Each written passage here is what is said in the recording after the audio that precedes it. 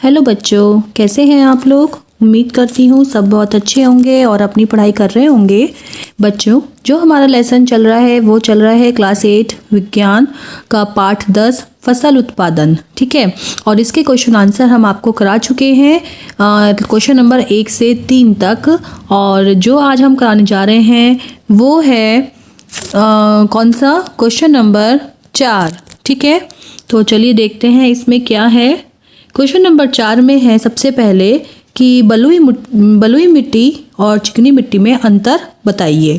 ठीक है, तो बलुई मिट्टी किसे कहते हैं? जिस मिट्टी में बालू की मात्रा अधिक होती है उसे बलुई मिट्टी कहा जाता है। बलुई मतलब बालू। ठीक है, बालू की मात्रा अधिक होगी तो बलुई मिट्टी होगी। अगला देखते हैं चिकनी मिट्टी। जिस मिट्टी में बालू की मात्रा कम और मिट्टी के कण छोटे होते हैं वह चिकनी मिट्टी कहलाती है। मतलब इसमें बालू की मात्रा तो कम होगी और मिट्टी के कण कैसे होंगे? छोटे होंगे। ठीक है, तो इसे बोलेंगे हम चिकनी मिट्टी। तो बलुई मिट्टी जिसमें बालू की मात्रा अधिक होती है और चिकनी मिट्टी जिसमें बालू की मात्रा कम और मिट्टी के कण छोटे होते हैं वो चिकनी मिट्टी कहलाती है। नेक्स्ट क्वेश्चन है, जून से अक्टूबर माह में कौन सी फसलें बोई जाती हैं? तो जून से अक्टूबर माह में जो फसलें बोई जाती हैं वो होती हैं खरीफ की फसल। ठीक है, मैंने आपको बताया था कि फसलें 3 होती हैं, रबी और ये दूसरी खरीफ और तीसरी होती है जायद। ठीक है, ये 3 फसलें होती हैं, रबी, खरीफ और जायद। तो जून से अक्टूबर के माह में जो फसल बोई जाती है वो होती है खरीफ की फसल। ठीक है, तो अगला देखते हैं अब इसके बाद ग क्वेश्चन जो है उसमें है बुआई के लिए बीज बेधक का क्या महत्व है?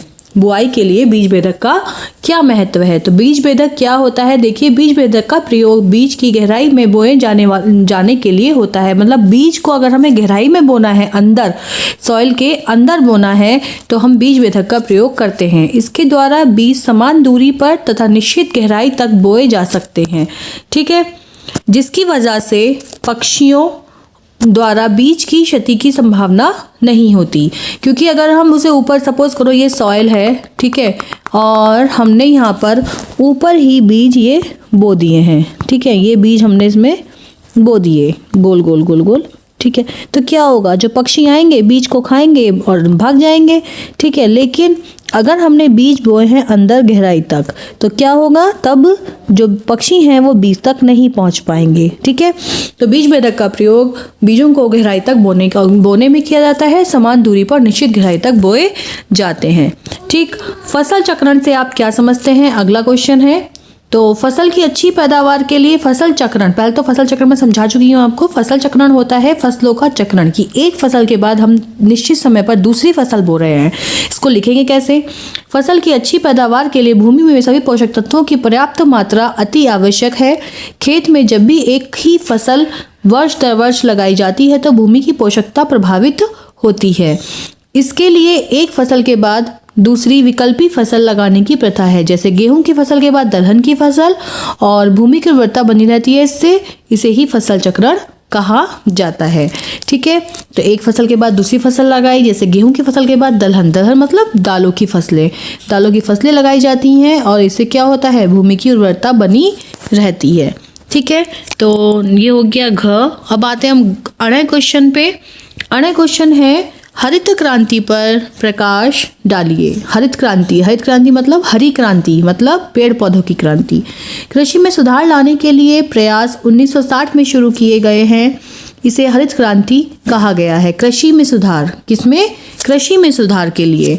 ठीक है, हरित क्रांति के तहत कृषि रासायनिक उर्वरकों के प्रयोग से फसल उत्पादन में वृद्धि हुई है। हरित क्रांति के द्वारा ही कृषि में जो है बहुत अच्छी परिवर्तन आए हैं। ठीक, अगला क्वेश्चन है, गाय और भैंस की दो उन्नत किस्मों के नाम लिखिए। तो गाय की किस्म है साहीवाल, हॉल्स्टीन, और भैंस की है मुर्रा और महसाना। ठीक है, इनके कुछ नहीं है, इसमें सिर्फ आपको नाम देने हैं, कोई ऐसा खास नहीं है इसके अंदर। चलिए नेक्स्ट क्वेश्चन देखते हैं। नेक्स्ट क्वेश्चन है, ऊष्मायन काल किसे कहते हैं? ऊष्मायन काल मैंने बताया था कि जब मुर्गी अपने अंडों को सेती है तो उससे उस टाइम को ऊष्मायन काल कहा जाता है। तो वही है, मुर्गी अंडे पर बैठकर 21 दिन तक सेती है। कितने दिन तक? इस 21 दिन तक। इस अवधि को उष्णायन काल कहते हैं। इससे अंडे को नमी व उष्णता मिलती है और यह अंडे में भ्रूण के विकास एवं अंडों के स्फुटन में सहायक है। ठीक है, तो यह जो है अंडे के विकास के लिए और भ्रूण के विकास के लिए सहायक होता है। उष्णायन काल कितने दिन का होता है? 21 दिन का। अगला क्वेश्चन है, अंडों की गुणवत्ता की जांच कैसे करेंगे? अब देखिए, हमने बताया था आपको पहले भी पाठ पढ़ा रहे, गर्म पानी से भरे पात्र में कुछ अंडे डाल दीजिए। ध्यान से देखिए कि क्या ये तैरते हैं या पानी में डूब जाते हैं। जो अंडे पानी में डूब जाते हैं वे अच्छी गुणवत्ता वाले हैं और जो तैरते हैं वे खराब अंडे हैं। मतलब जो तैर गए वो अच्छे हैं, वो बेकार हैं, और जो डूब गए उनमें अच्छा सा कुछ भरा हुआ है अंदर, वे स्ट्रॉन्ग हैं। ठीक है, अगला क्वेश्चन है, एक कुक्कुट फार्म में पक्षियों को दिए जाने वाले आहार का वर्णन कीजिए। कुक्कुट फार्म होता है पक्षियों के लिए बनाया गया फार्म, और उसमें कैसा आहार पक्षियों को दिया जाता है इसका हमें इसमें वर्णन करना है। कुक्कुट आहार में दले हुए दाने, हरी खाद्य सामग्री होती है। गेहूं, मक्का, बाजरा जैसे अनाजों को पीसकर इसमें कंकड़, बालू का चूरा या चूना पत्थर का चूरा मिलाते हैं। ठीक है, कंकड़ चूना मैं इसलिए बेटा क्लीन कर रही हूँ बार बार, जिससे कि आप लोगों को इसमें आसानी हो जाए पढ़ने में, क्योंकि ये रेड मार्क जो है ये बार बार उसमें आ जा रहा है। किसमें भला इसकी जो ये राइटिंग है इसमें आ रहा है, जिससे कि आप उसको नहीं पढ़ पाएंगे सही से, इसलिए मैं इसको बार बार क्लीन कर रही हूँ, लेकिन आप पढ़ने पर बड़ी ध्यान दें। ठीक है, तो कंकड़, चूना पत्थर कैल्शियम कार्बोनेट का स्रोत होने के कारण अंडे का कवच बनाने में सहायक होता है। किससे करते हैं? कंकड़, चूना पत्थर से।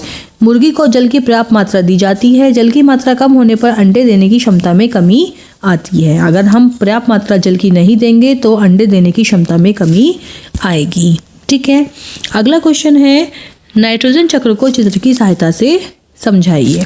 ठीक है, नाइट्रोजन चक्र क्या होता है अभी देखते हैं। नाइट्रोजन सभी खाद्य पदार्थों का एक आवश्यक अवयव है। हालांकि यह वायु में प्रचुर मात्रा लगभग 79% में उपस्थित होता है, फिर भी पौधे इसे सीधे वायुमंडल से ग्रहण नहीं कर सकते। ये क्वेश्चन इंपॉर्टेंट है। सबसे ज़्यादा पाई जाने वाली गैस कौन सी है? नाइट्रोजन। लेकिन इतनी मात्रा में पाए जाने पर भी पौधे जो है इसे वायुमंडल से सीधे ग्रहण नहीं कर सकते हैं। वायुमंडल की नाइट्रोजन को घुलनशील किस में बदल देते हैं? नाइट्रेट्स में। बदलने की प्रक्रिया को नाइट्रोजन स्थिरीकरण कहा जाता है। क्या होता है, जो वायुमंडल में नाइट्रोजन है इसको क्या करते हैं?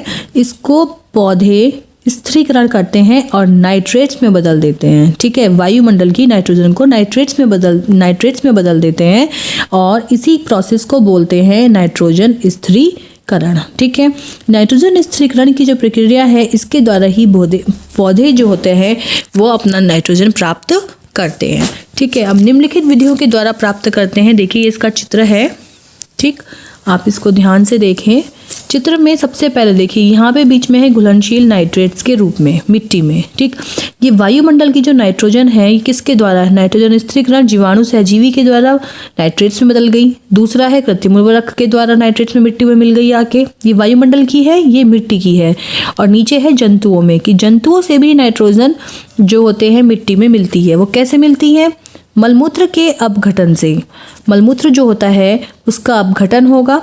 अपघटन से नाइट्रोजन के यौगिक अमोनिया और नाइट्रोजन बनेंगे और नाइट्रिक कारक जीवाणु इसको मिला देंगे मिट्टी में। ठीक है, मतलब वायुमंडल से नाइट्रेट्स के रूप में, कृत्रिम उर्वरक के रूप में मिट्टी में मिलती है और जंतुओं से मलमूत्र के द्वारा जो है ये मिट्टी में मिल जाती है नाइट्रिक जीवाणुओं के द्वारा, या फिर मृत होने पर जो अपघटन होता है उसके द्वारा भी ये फाइनली मिट्टी में मिल जाती है। कौन?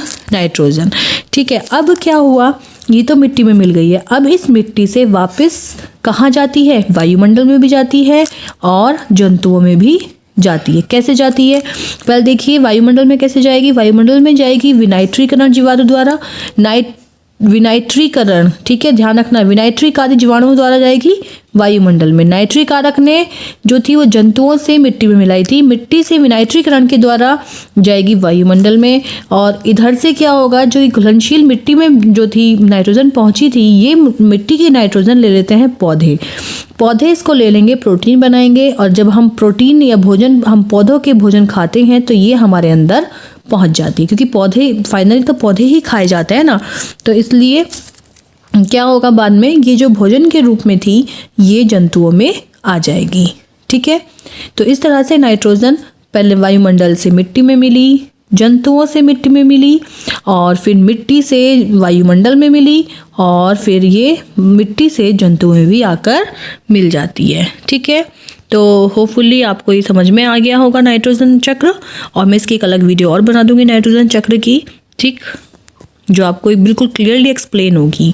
चलिए नेक्स्ट क्वेश्चन है प्रश्न नंबर 6 कि फसल की कटाई के लिए प्रयोग होने वाले हाशिए का चित्र बनाइए। तो ये साधारण हाशिया है, दांतेदार हाशिया है, और इसका चित्र आप बना सकते हैं देख के, आपकी बुक में भी दिया हुआ है ये चित्र। ठीक है, नेक्स्ट क्वेश्चन है फसलों का भंडारण किस प्रकार किया जाता है। तो फसलों का भंडारण कैसे करते हैं लिखना है केवल आपको, एक बार आप पढ़ लीजिए इसको अच्छे से, मैं फिर भी रीड करके आपको बता देती हूँ। उपयुक्त पद्धतियों द्वारा फसल उत्पादन के पश्चात उपज का भंडारण एक महत्वपूर्ण चरण है। चूहे, कीड़े, अन्य जीव, छोटे जीवों से उपज को बहुत नुकसान होता है। इसके लिए बड़े पैमाने पर अन्न के भंडारण के लिए उन्नत भंडारण धातुओं के बर्तनों तथा साइलों का प्रयोग किया जाता है। ये क्वेश्चन आया है आपके में कि साइलों का प्रयोग कहाँ किया जाता है। तो साइलों का प्रयोग किया जाता है फसलों के भंडारण के लिए। भंडारण में ताप का भी ध्यान रखा जाता है। जिन खाद्यान्नों में पानी की मात्रा कम होती है, जैसे अनाज, दालें इत्यादि को कमरे के ताप पर सुरक्षित रखा जाता है। फल सब्जियों में पानी की मात्रा अधिक होने के कारण इन्हें 0 से -1 डिग्री पर संरक्षित किया जाता है। देखिए जो फल सब्जियां होती हैं हम भी तो फ्रिज में रखते हैं ना, ऐसे ही, क्योंकि फ्रिज में लो टेम्परेचर होता है, कम टेम्परेचर होता है। तो ऐसे ही जो बड़े लेवल पे जो फल सब्जियां उगाई जाती हैं उनका भंडारण करते हैं लो टेम्परेचर, कम तापमान पे। ठीक है, तो ये फसलों का भंडारण है। आप इसको क्वेश्चन को उतार सकते हैं और एज इट इज़ अपने पेपर में लिख सकते हैं। आपको कोई भी प्रॉब्लम किसी भी प्रकार की नहीं आएगी।